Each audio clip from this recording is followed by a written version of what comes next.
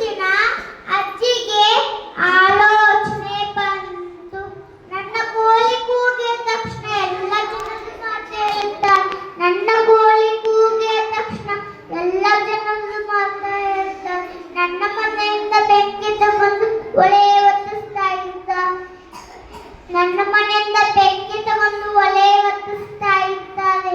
ನಾ ಇಲ್ಲಿ ಅಂತ ಇವ್ರು ಹೇಗ್ ಮಾಡ್ತಾರೆ?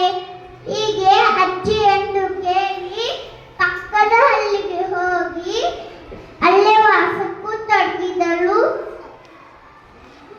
ಸೋಮನಹಳ್ಳಿಯಿಂದ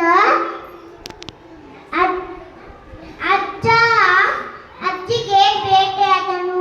ಏನಪ್ಪ, ಊಟ ಆಗಿದ್ಯಾ, ಬೆಳಕಾಗಿದ್ಯಾ ಎಂದು ಅಜ್ಜಿ ಕೇಳಿದಳು.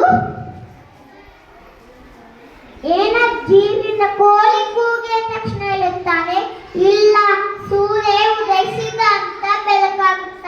ನಿನ್ನ ಕೋಳಿ ಕೂಗಿದ ತಕ್ಷಣ ಹೇಳುತ್ತಾನ, ಇಲ್ಲ ಸೂರ್ಯ ಉದಯಿಸಿದ ಅಂತ ಬೆಳಕಾಗುತ್ತ.